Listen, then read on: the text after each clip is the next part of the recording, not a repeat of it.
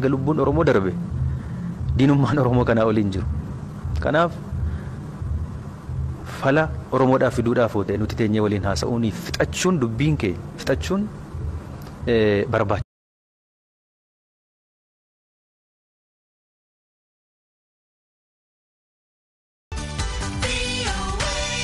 Kalchuma waliin nagaa jara kan VOA afaan Oromoo VOA 24 Naayil Saatirraa caqasuuf jirtan waan onkololees 24tiif 25tiif guyyaa forfannaa lamaan sanii qopheessin waan dhiyootaan hojjanna keessaa tokko deebineetti sanitti himna ansora haala keetiin nu dhiyaadha. Tafilannoo Ameerikaa ta'a dhiyaachuu jirtuutiin jalqabna walirra fufuun sanitti himna. Haalli Ameerikaan dhimma vaayirasii koronaa qabattee jirtu duula filannoo biyyattii keessatti geggeessamaa jiru irratti iddoo ijoo kan qabatee jiru yoo ta'u filannoo sadaasa sadii geggeessamaa jiru keessatti illee akka durii addaddummaa ilaalcha siyaasaatu hin taane ejjennoon dhimma kanarratti jiru murteessaa akka ta'uuf deemu dubbatamee jira. Gabaasaa Riichaard Giriiniif Meegan Daazoor ergan soraatu dhiyeessa. Pireezidaantiin Ameerikaa Doonaald Tiraamp yoo dhiyootana maanguddoota Filooriidaatiin walitti dhufelleetti barii koronaatti mo'annu yaayyuu ga'ee jedheetiin irdeebi ammallee dubbate. Korsi dhiba kanaallee harkaan gaachuu jirraa jedhe. Ergaanan maanguddoota Ameerikaatii qabu abdii fi ufitti hirkachuu. Dadhabbiin teessan lafatti hin banne. If abdii gamaa mul'ata itti dhiyaachuu jirraa jedhe. Namni Tiraamp waliin dorgomu Joo Baayiden ammoo Tiraamp balaa vaayirasii koronaa ka Ameerikaatti addachaa deemuu jiru kana akka waan laaftuutti ilaaluu jiraa jedha. Turn the corner. My Lord. It's not disappearing. In fact, it's on the rise again. Raati jijjiirra waaqi bittasuma akkum jedhan kaan akka raallee caala dabalaa deemuu jiraa jedha yoo waan vaayirasii koronaa dubbatu. Ameerikaatti nama 200,000 fi 20 caalaatti koronaa kanaan lubbuu dhabe. Akka Yuunivarsiitiin Ameerikaa Joons Hopkins gabaasa baaftan jettetti akka ogeeyyooti jedhanitti vaayirasiin kunin ajandaa silaa namii irratti mari'atu. Akka gabayaa walaabaa fa'a dhimma baqataa caasa fayyaatii fi mirga ulfuufirra baasuu fa'anii duubatti hambisetti ajandaan guddaan kama koronaa kan ta'u jira. Akka vaayirasii kanaan to'atanii fi jireenya Ameerikaallee laafuu dhowwaniin irratti paartiin Ameerikaa bulchitu lamaanuu Rippaabilikaanii fi Demokiraatii yaada mataa ofii qaban irra wal falamanillee. Falamuun tanaan filannoo pireezidaantummaa Ameerikaa sadaasa sadiitti yaa'utti jiran. Pireezidaantiin keenya Uhuruu Kinyaataa jedhatti mootummaan isaa tajaajila mootummaa kennu haga duriillee caala wayyeessuuf itti jira. Tana keessa hojii uumuu fi teekinooloojii jabeessuufaatti keessa jira. Galma daawwitti Naayiroobii erge. Keeniyaan tajaajila mootummaa biyyattiitiin uummataaf kennamu fooyyeffataa jirti. Dhuma torbee kana pireezidaantiin biyyattii Uhuruu Kinyaataa piroojeektiiwwan dargaggoota biyyattiitiin tajaajila mootummaa fooyyessuuf hojjetamaa jiran damee waajjira qabeenya bineensa bosonaa Keeniyaa akka kutaa bulchiinsa taayitaa beetaa jirutti argamuun ilaalanii jiru.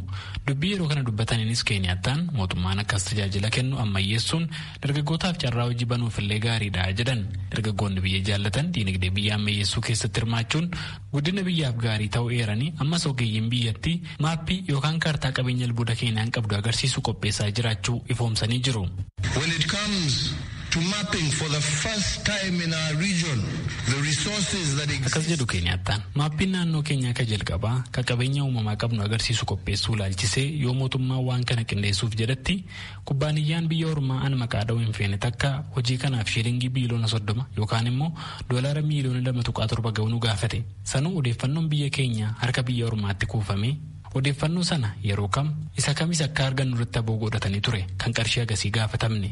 Har'a garuu baasii dhibbeentaa 10 kana osoo hin baasin maappiin qabeenya albuuda biyya keenya keessa jiru agarsiisu amma ogeeyyii Keeniyaan qophaa'aa jira. Yoo wanti kun xumuramus qabeenyi dachee Keeniyaa keessa jiru bishaan, warqee, sibiilli gati jabeessi kamuu odeeffannoon isaanii harka seena.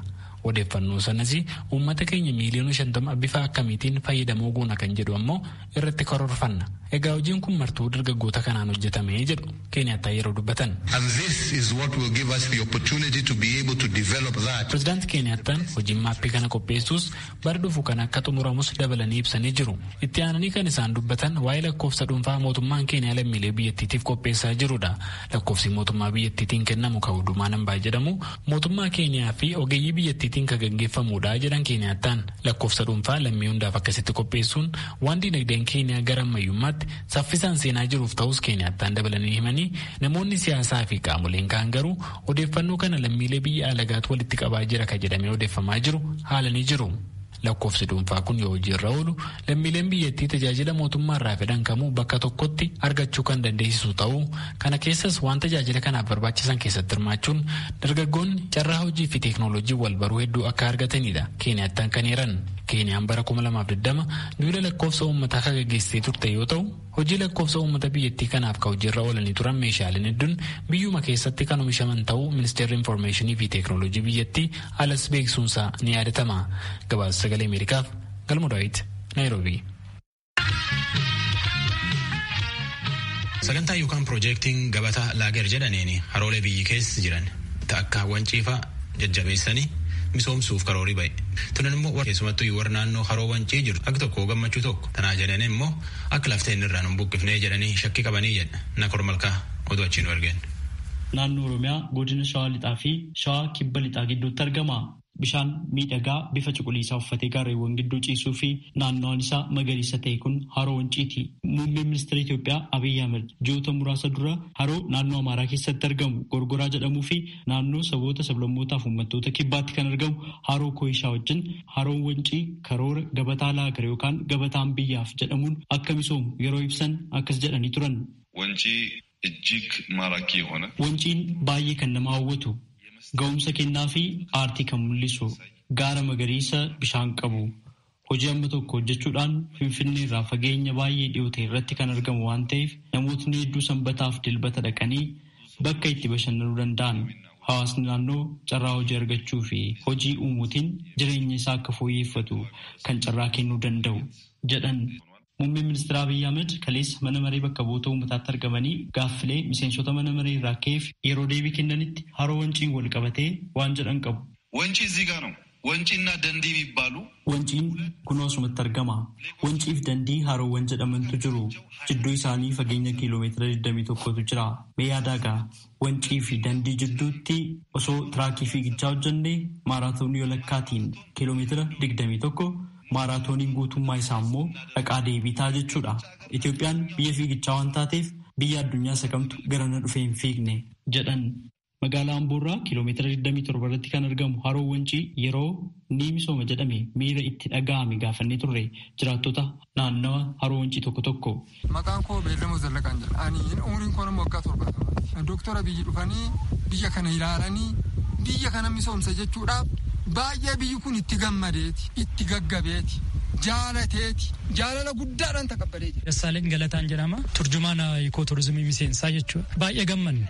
Yeroo abbootiin keenya naa dhageenya abbootiin keenya nuti sumurii keenya kanaan qaqqabne irraa moocii namboo walisoo moocii wancii kun misoomu mangistuu lamaaran fakkeenyaaf innaa dhageenyu bakkeensaa bakka gaattiraa ciciisaa bakka jedhamu sana hoteela ofiisaatii dhufee bulee nan hojjedha jedhee deemee nuun abbootiin keenya jechuudha. Nutis ijoollummaan qaqqabne irraa baruma baraan dubbatama barum baraanii si'a baay'ee pirojektiin kun jalqabamee qayyafamee achumaan hafaa ture. Kana dhuguma taanaan nuti umurii keenya kanaan kana arginee misoomni kun galma taataanaan baay'ee gammannaa. Ayyaana Lammaan jedhama. Haroo wancii misoomuu isaarratti baay'ee itti gammanne Dr. Abiyyi Ahmed biyya kana dhufanii biyya keenya kana ilaalanii jechaadha.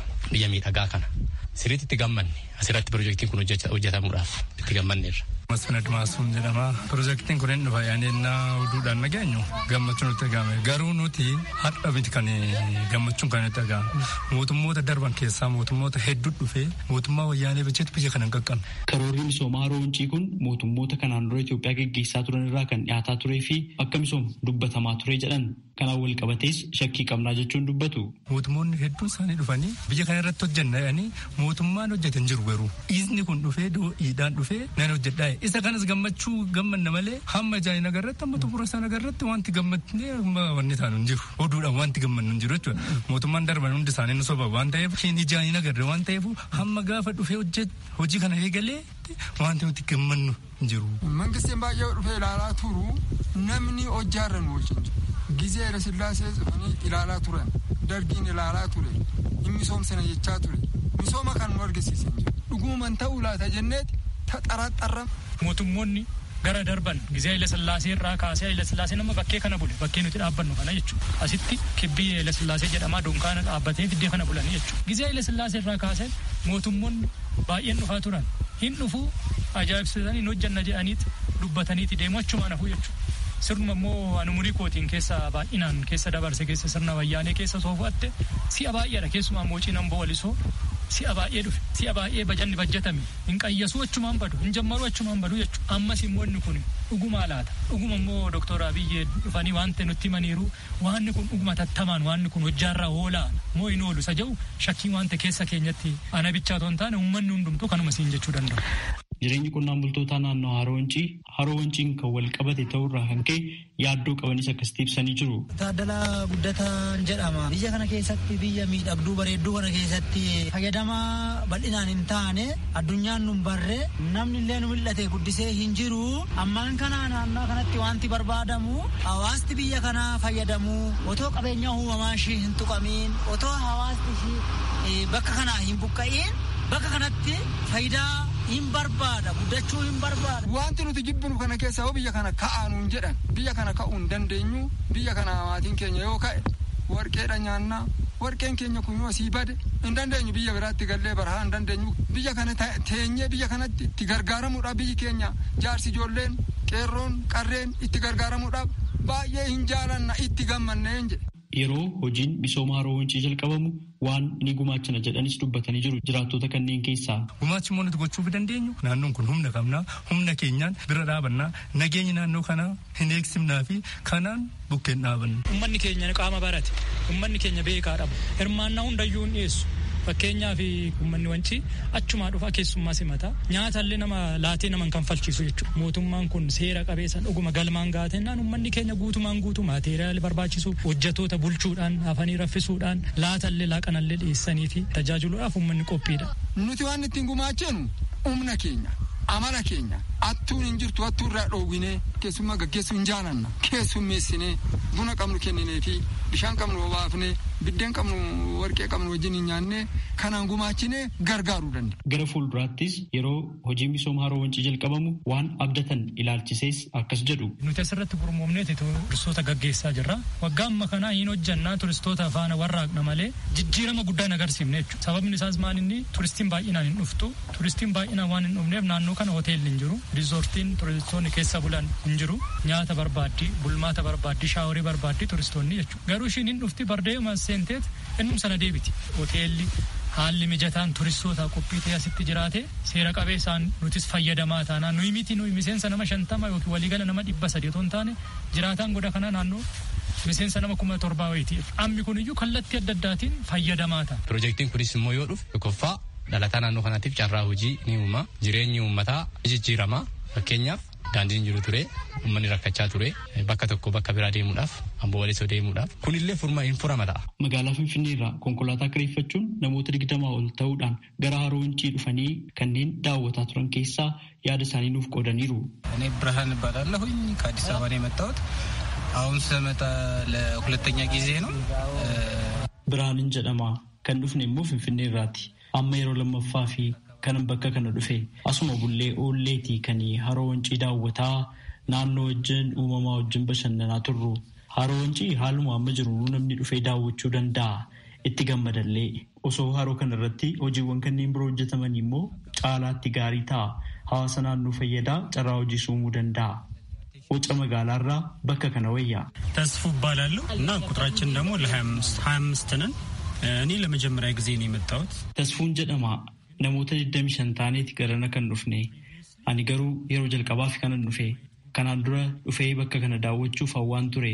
Sababni isaa immoo hiriyootni koo waan suuraan itti agarsiisaniif foddaa televiziyoonaatiin ilaalaan ture.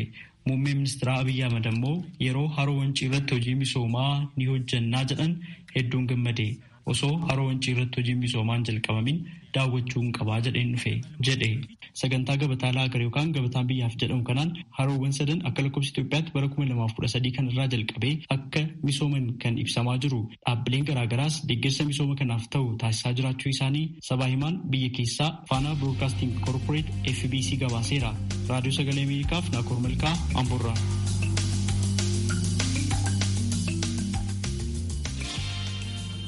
Karaan guddaan godina Booranaaf Gujii Bahaa wal quunnamsiisuu eega citee ji'a hedduu ta'ee jira. Karaan kun riqichisaa lama naannoo Cululiif Malkaa Gubaatti laga Daawaarraa lolaaf bubbeen eega cabeeyas tajaajila kennuu dhaabuu isaatiin Namni walitti ba'uu dadhabee jireenyillee qaaloftee jedhu warri lafaa. Bulchiisi immoo dhiyootti hojii jalqabuuf abdii qabnaa jedha. Soraatu warra lafaaf bulchiisallee dubbise. Kunoo. Barattoole karaan kun karaa dheeraa liibaniif dirree qaxxaamuree heddabra. Akka warri lafaa jedhutti karaan kun karaa adduuti. Karaa jireenyaaf irra gatan. Warri hangootni gujii baha. Kan nageellee booranaa si dubbis nama akka abbaa baruu faan nama akka galma faani maakan himatan. Karaan kun eessa fa'a? Nageellee booranaa ta'uu faanii aanaalee godina booranaa jiru yaaban mee aduma wayyalee eeggaa waachii dibuluu aanaalee achi jiran guutuma guutuu karaan ittiin bakka hin qaban. Kiiloomeetira 350 yookaan 60 tilmaama yooni. Karaan kun karaa akkamii? Karaa gabaa guddaa. Godin gujiitti iyyuu karaan godin booranaatiin qulqulleessu. Amma yoo inni karaa kamii walitti daandanamee yoo martoo deeman malee? Karaan ibliin ittiin daandanii jiru karaan finfinnee deemtuu kana hawaasaa illa baatee buloora dhattee baasii harki dachaa akka duraan kan faluu caalaa dacha lama baasee deemalee karaan ibliin jiru. Kiiloomeetira hagam deeman jechuun karaa martoo akkanaa kanaan? Kiiloomeetira kun tokkoon galchuumaamaami fakkeenyaaf nageenya booranaa gabaasa qofti ibsadii mooyela gabaasa fa'aati kiiloomeetira dhibbaa afur yookaan 500 waan taatu walmakaatti gara tilmaamaan gara kiiloomeetira kun tokko caala deemaa jechuudha. Hojjechuu jalqabanii qara waan hojjechuu jiran fa'aa argite. Qabatamaan immoo gammaa wanni hojjetamee uummata as gahee jirtu. Fulaan karaan itti citu kun ardaa maqaaneen. Ganduma akka gubaatti aana gumeel dallu. Warra lafaa gammee itiitiin isa tunen. Mati baay'ee rakkachaa jira. Wedi qaattee namni amma ajjeela boona fayyadamu akka gubaa qof qarshii 300 konkolaataatti hanfaree ittiin deemaa jira. Eessirra jette karaan kunneen? Galaana guddayyaa godin booranaatii fi godin gujii kana waldaan jirtus balaan daawwaa kana hala. Amma akkamiin taakkanii balaan daawwaa kanarra yoo cite namni akkamiin wal taakkisiisa? Karaan dhibiin taakkanii jira yoo taakkuu fedhan sila? Karaan dhibiin taakkanii jiru namoota bishaan daakuu beekanii siyyaammatee namni sun immoo beeksifaan yookaan immoo qarshii 300 baaftee qinxaattita malee karaan dhibiin asii qinxaatti dhibiin hin jiru. Namni kana hawwatan jira? Meeshaan adda addaa uummata inni rafootillee baay'ee jira. Nama akka galma faani waan lagi kun waan citiitii karaa lagi daawwaa kan yookaan ammoo karaa citi kana maan irraa beektu? Lagi kun jidha keessa galaanummaan sun nam fudhatee nam sun taatee isaatii fi achi deemee iltiyyaan waan argin jirti. Duraan magaalaa kanarra yookaan gandoota jiran akka Simmintoo karaan keebbee akka Boobaa akka Bulbuli magaalaa Bulbuli akka Nafeeddee malka gubaa kanaan taakkanii hudatiin godin Booranaa taakkanii waajjii barmaani sooddi yookaan meeggaa yookaan karaa borborarmaan haga dhaasiitiin bokkul boomaatiin mooyyeleen mura turee karaan kun karaa bakkee du'a keenyaallee mooyyelee wal qunnamsiisaa bardheeraaf ture. Karaan kun immoo karaa immoo hagi hojjetanii yeroo dheeraa ture naannoo ji'a sagalaffaa keessaa hojjennaa jedhanii ammoo meeshaalee gamma godina Boorana sun dhufanii itti buusanii meeshaalee jiru hasibiidhaaf hajjisan kennaan agarree yeroo sunillee ammoo hunda bal'aadhaan Simmintoo wayyaa xiqqaatti gamsuun galanii ammallee parsantii tokkollee hin deemin akka gammaatti kan hojjetu jira. Keessattuyyuu citiitii karaa tanaan malkaan gubaa faan guddoo miidhamteedha. Haalli karaan sun citee magaalaan kun gara iyyummaatti duuba deebee jira. Andaraa fadalluu magaalaa kanaa yookaan madditii fi karaa kanaa jennee duraan argachaa turre karaan sun irra cite ammoo duuba deebitee gara iyyummaatti jijjiiramtee illee yaannaa. Dilagamichi karaa guddaa kanirraa. Dildilchiloon sunii fi dildiluun malkaa gubaa sun karaa dildil lama cite jechuudha. Waan immoo xixiqqoo fakkeenyaa karaa jidduu keessatti midhaasan sun waama uumniti aanaaf waan immoo dandummaan illee midhaasu danda'u immoo dildilii humna uummataati olii gurguddaan dildil lamaan kana cite. Agama walirraa fagaata? Naannoo kiiloomeetira 30 gara fagaata. Dildilchiloon kun gandi bulbuliif malka gubaa jidduutti argama. Dildili kunillee guyyuma dildilii galaan daawwaa malka gubaa sun citu sunitti bishaan guddoo ganna dabre kanaan cite. Agammaatti sullee hin hojjetan. Nama maanta dubbisuu jiru kun Abba Roobee Duubeeti itti gaafatamaa daandii baadiyyaa godina Gujii Bahaati. Karaan kunneen malkaa gubaa kunneen karaa cululfaa eegii citee hayyuu miil dhaabate garjii 4-5 keessi jira namni walti daanduu dadhabe karaan tokkochi beenni waltiin daandu kanuma Booranaaf Gujiin achi hagi keenya karaa yaa'uu danda'aniin yookaan maranii hawaasa afaan keessi deebi'anii gatiin guddoo namatti dabaltee jedhani beenni guddoo rakkoo kee jirraa jedha. Rakkinni kun hagam uummata naannoo keessanii dhibuu jira Abroobe. waliin dubbachaa turre. Daandii kun nageellerraa taasee malkaa gubaa ga'u bakka lama qoodama. Seentariin tokko Shaashamannee jala jira. Nageellee kaasee bulbuli xiqqoo gad darbee kilaastera Shaashamannee jala jira. Itoophiyaa mangadochi baalasiltaanii seentarii Shaashamannee jechuudha. Addee seentarii sanarraa kaasee meedda ga'utti kilaastera isaa deebiin jala jira. Walaayittaa sooddooti seentarii isaa. Amma warri nuti waliin dubbannu kanuuti illee dafee itti galee hojjetu warraayi. shaashamannee kana seentariirra jira. Warri sun immoo gamaan seena gara godina Booranaa keessaan seenanii dhufanii laalanii mul'atti iyyinee daandiin kun uummata keenyallee dhiibbaa guddaallee qaba. Isa qofaa fi nageenya rakkoo hedduu fi tajaajila guddaa uummatirraa hojjetamee qabamanii dubbachaa waliin turre. Dhufanii ilaalanii ka'anii hiikoo haala qabatamaa godina keenya keessa jiru. Haala nageenya sodaa sarraa ka'anii dafaanee hojjechuu sodaatanii warri gubbaallee ajaja kenneeraa fi rakkoo addeen qunnamee amma dafee nuruma turare warra seentarii Sooddoo jala jira. Itoophiyaan uummatoochi baalasiltaan seentarii Sooddoo isa jala jira. Isaatti walillee dubbanneerra ijoolleen dhufteellee laaltee eega dhuftee laalte xiqqoo wanni nageenyaa haa isa hojjechuu illee sodaatte. Lammaffaa immoo bishaanlee yeroo sanii bishaan guddaa bishaan itti galtee hojjechuu fakkaattuu amma waadaan nu galoleerani. Waan har'a boritti hojjetamoo iftaan hojjetamoo jedhuuf hojjetamoo waan mirkanamaan jedhamu wanni namni nu dhagahu jennu irra dhagahu. Yoo kana qindeessanii hojjennaa jettee warri waadaan nu galtee. Yoom guyyaan akkan isaniin jedhan sun. Torbaa itti aanu kana keessa isin bira ga'u oollu naan jedhaa ture mucaan seentarii sanii. Yoo hojjetanam garuma karaa Gujii olaanu moo gara Booranaallee gadaanu moo lamaan waltu hojjetamoo kam hojjetanam? Lamaan hojjetan. Samarkaa gubaa hojjetee achi seenuu danda'arree hojjechi hin jiru. Duraan sirreeffannaa jedhanii lammaffaa immoo yoo inni nu rakkise warra shaashamannee walii hin dubbanne malee ammaa warra shaashamannee kana ilaallee haala qabatamaa kennaan jibbaanne malee san warra dabarsinee kennine ni jala jiraa jettee haa jedhu liilla. Isa lamaanuu akkasitti karaan walitti galfanneetu isaan hojjetan. Bilbilirraa kaasee haga dhaqee malkaa gubaa ga'utti malkaa gubaarraa kaasee dhaqee meegga ga'utti Sooddoo jala jira seentarii Sooddoo. Dhiyoo kanallee bileeraa fi illee itti dandee hojjenna waan jedhaniif biyyaa qofa nu qabini itti deddeebilee bilbilee biyyaa kan nu qabanee hojjetanu gochuufi deemaa jirra waan jedhu. Rakkoo karaa kana horgumi gaayoo kaajii dabra Booranatti irralleetti ka pirezidaantiin Oromiyaa itti dhufe irrallee yaayyuu himatan. Bulchiinsi immoo rakkoo lafa jirtuuf qaroo hojjechuu dadhaban. Am lafti keessi wayyaa qabdi. Kanaafuu dhiyoottuu hin hojjetan jennee abdannaa jedha. Warri lafaalleen karaan kun hin adduu jireenya namaatiin walti jira hin eegannaa jedha. Hojjetamuuf dhibaachuu isaa ittum dedeebinee odeeffanna. Jara olaas humneen illee cufan galateeffadha. Nagaa jenne nagee ansora lafee.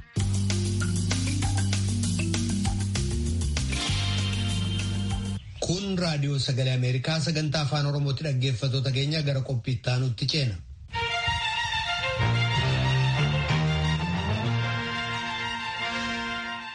Naannoo Amaaraa godina addaa saba Oromoo aanaa baatee keessatti hoomaan hawaannisaa balaa geessisee midhaan nyaatamuuf dhaqqabe kan hektaara 22 irra jiru manca'uu bulchaan aanaa sanaa nuuf ibsanii jiru. Qonnaan bultoonnis asheeta nyaachuuf geenya hawaannisni nu harkaa butee maasii keenya duwwaa hambise jedhu. Kanneen keessaa qonnaan bulaan aanaa baatee ganda Chokortii keessa jiraatan miidhaa hawaannisni maasii isaanii irra geessise akkanatti ibsan. Tujubeetu dhiyeessa. Biyya kanarra jiraanne amma mugaa bakka inni gootaraa keessaa dhumee inni alaan bakka jennetta hambataan nyaate darbe uummanni biyya kanaa rakkoo guddaarra jira. Amma nama sammuu tuqamuu bira qaqqabeera. Inni hambataa kun amma sinu torban lama darbe sadii deema machama yaa bahee isa biyya itti baheetti rakkoo guddaarraan gahaa ofiitti rakkoo guddaarra gahaa. Humni machama biyya alaa keessa ta'ee biyya keessa jiraatu humni nama gargaaru yoo jiraate uummanni biyya kanaa baay'ee rakkina guddaarra waan jiruuf gargaarsa barbaachisa. Hawaasni kun waan tokko waan dhiisee waan qabu waan lafa qotamee jirudha. Horuu takkaadha kan 30, 20, 40 kan galaa ture amma isheetaa takka osoo keessaan muratiin kan galee jiru. Akka hambataan kun dhufu dursee waan himamne kan himamesa yeroodhuma dhufe himamee yeroo dhufe sanis hordofiin isaadhaa yeroo takkaa keessatti mootummaan xayyaaraas kaasee hin biifaa isa irra biife sana biifee irra darbaa inni sun dhumaatum urgaan sa'a takkaa biifee deebi'ee booda deebi'ee hin biifu inni sa'a booda nagaa qabu sun immoo qoorichi sunis qilleensii dhugaa gadi dhufee booda dhufaa akkasiin nyaatamne jechuudha.